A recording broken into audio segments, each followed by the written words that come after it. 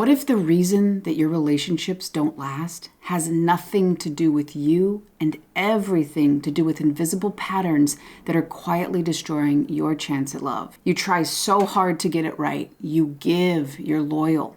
You try to be the one that they can count on. And yet they still pull away, or they breadcrumb you until you start believing that there is something wrong with you. You start questioning every little thing you said, replaying moments in your head, wondering where did it all go wrong? Well, I know this pain because I spent well over a decade in the same crippling cycle, chasing love that wouldn't stay, giving everything to people who didn't love me back. Until one day I saw it. I wasn't unlucky in love. I was stuck in invisible patterns that were quietly blocking the love I wanted. I uncovered 3 invisible patterns that were shaping everything in my relationships and breaking my heart in the process. And once I broke free, I was finally able to experience the kind of love I always longed for. But here's the thing that no one tells you. If you don't figure this out, the cycle doesn't just repeat, it digs deeper. You start losing your confidence, your spark, your trust in yourself.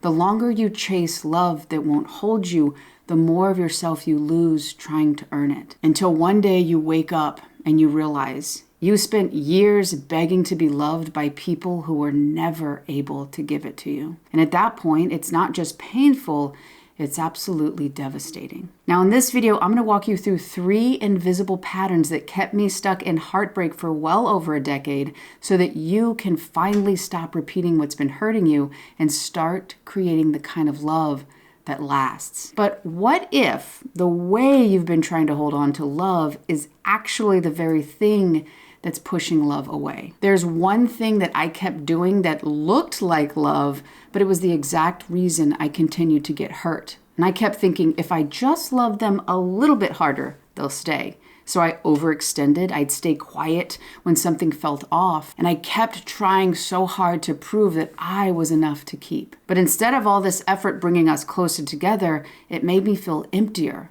And I couldn't understand why. Because I was doing everything I thought love required. But let me show you what was really happening, even though I thought I was just loving deeply. Now, this lantern represents my emotional world, my needs, my sense of safety, and my ability to feel loved. Now, this little candle here, it's going to represent my connection to myself.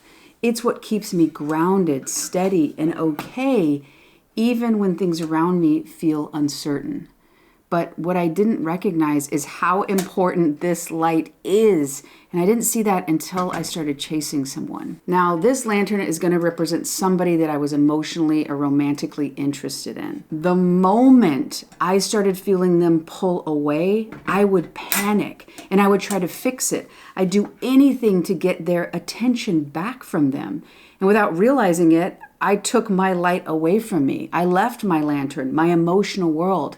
I left it empty and in the dark. I kept trying so hard to bring light to them, thinking that is what would make my light come back.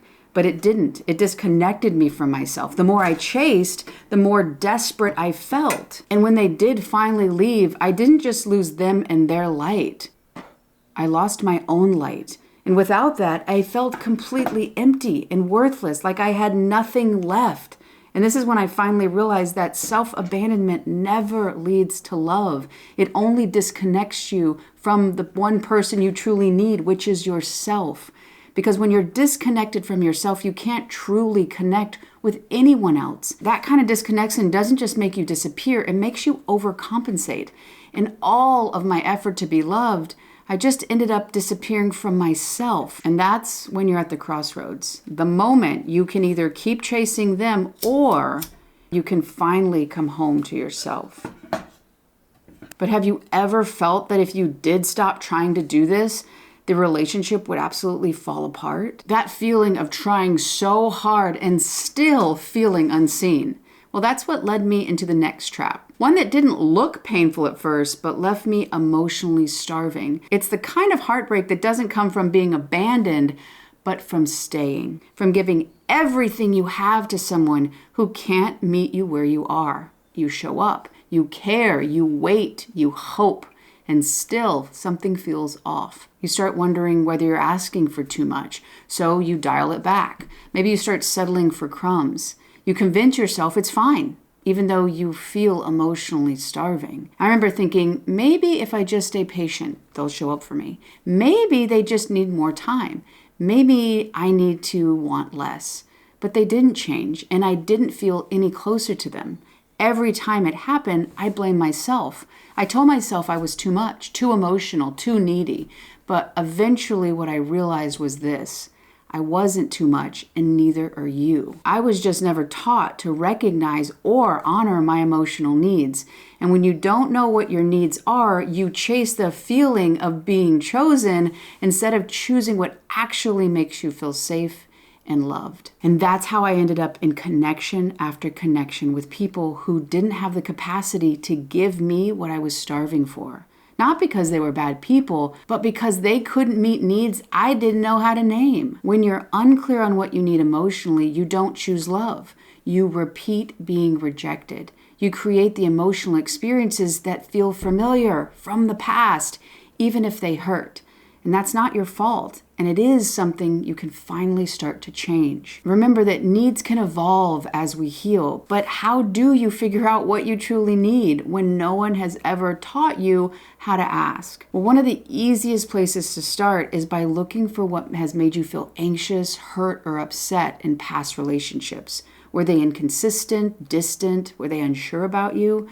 Did they stop calling, ignore your feelings, or keep you guessing? These patterns can help you reveal something powerful, your need. Maybe it's consistency. Maybe it's a need to be seen or a need for emotional honesty. Starting to meet this need for yourself will break you out of the panic and into feeling safe. If what I've shared in this video hits close and you're ready to break free of your patterns, get clear on your needs, and finally feel safe in love, I am offering one-on-one sessions to help you do exactly that. You do not have to keep doing this alone. In the description box below, you'll find a link. If the link is live, I am still offering these sessions so we can work together. But even after I stopped abandoning myself and I got clear on what I needed, there was still part of me that would panic the moment love felt uncertain. When somebody would pull away or went quiet, it felt like the ground dropped from under me. I'd start spiraling. I'd overthink every word I said, every text I sent, trying to fix it, trying to make it better, trying to keep the connection alive. But it didn't matter how much I had healed on the surface, something deeper always took over.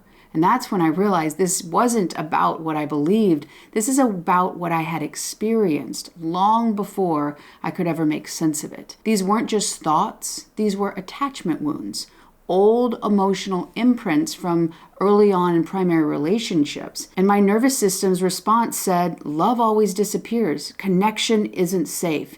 You'll have to earn your place with love. And I just thought I was too sensitive, too emotional, too reactive. But what I was really doing is I was trying to survive patterns I didn't know I had. Wounds that taught me love means fear, love means walking on eggshells, love means earning my place. Everything changed when I stopped trying to earn love and started learning how to receive it. I stopped asking people to choose me and I started choosing myself. I became emotionally available to myself, listening to my needs, honoring my boundaries, noticing when something felt off, and trusting it.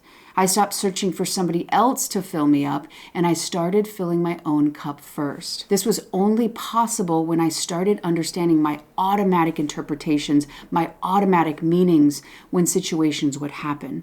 When I started feeling nervous and I started feeling anxious, I started to practice ABC.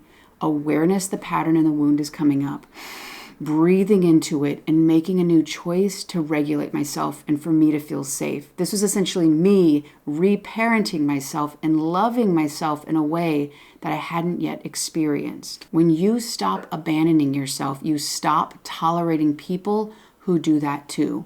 When you understand your needs, you stop chasing people who can't meet them. And when you begin to heal your attachment wounds, you stop panicking every time love feels uncertain.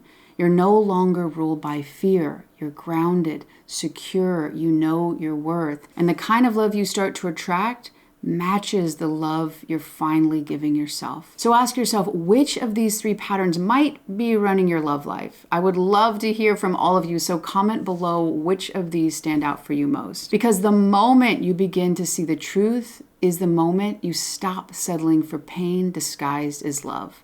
Uncovering these 3 patterns changed everything for me, but there was one shift I had to make first, or none of this would have stuck. So in this video right here, I'm gonna show you exactly what pieces was missing so you don't have to waste years like I did. And if you skip this part, you'll just keep repeating the same cycle no matter how much work you do. So click here because this one shift could really change everything you thought you knew about love.